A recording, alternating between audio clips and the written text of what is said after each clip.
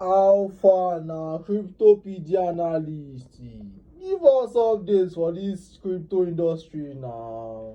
How far my people? How una dey? Hope say una dey feel this channel and dey enjoy wetin we dey drop there. If you dey enjoy wetin we dey drop there, follow, no forget to share, make other people too sef come learn. These days people just dey talk NFT.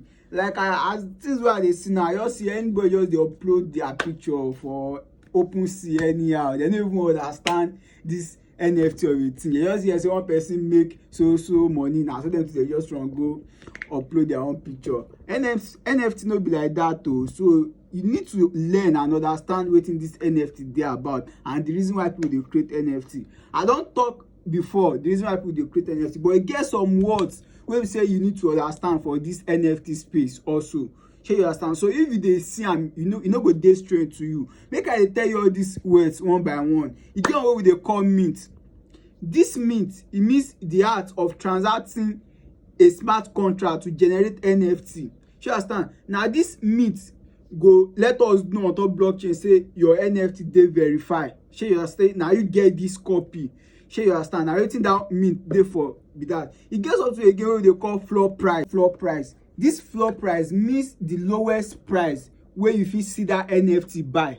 Some NFT go dey some go be $100, $200, $300, $100. If it be say na that $100 be the lowest, na that $100 be the floor price. Shey you understand? Na wetin floor price means be that. Flip. This flip e be like, maybe you mint NFT now, you wan come change, like you wan quick game for the NFT. Maybe the NFT don do 100%. Maybe okay, then they call am 1x, 2x, 3x. Maybe don do 3x for you. So you wan come flip am. Just like normal way take dey trade your cryptocurrency. So you say if you don see gain, shey you understand? But they no use trading, they can't use flip. Na wetin the flip dey for. So you get what they call JPEG. That JPEG just like normal picture. Shey you understand? All of us know wetin JPEG mean. E get something wey they call OS. This OS na OpenSea, where then they sell NFT. Where say you go put your NFT just like a marketplace. E get what they call OG, original gangster. E mean people wey don tey for the industry. Na them we dey call OG. You get what they call CT, crypto Twitter. Shey you understand? So anything about crypto, you go find am for Twitter. So you get one again wey they call cold wallet. This cold wallet na wallet wey be say you no too dey connected to internet.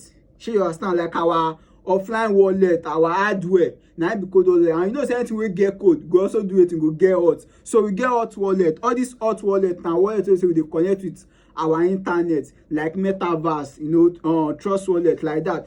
So na the few words wey I wan make you understand about NFT be that. So if you don come across am, you don know say this thing dey related to NFT. E still many but the few one wey I just talk say ma explain to you, grab that one, learn am, and no forget to share. Shey you understand? Make people too dey learn. Thank you.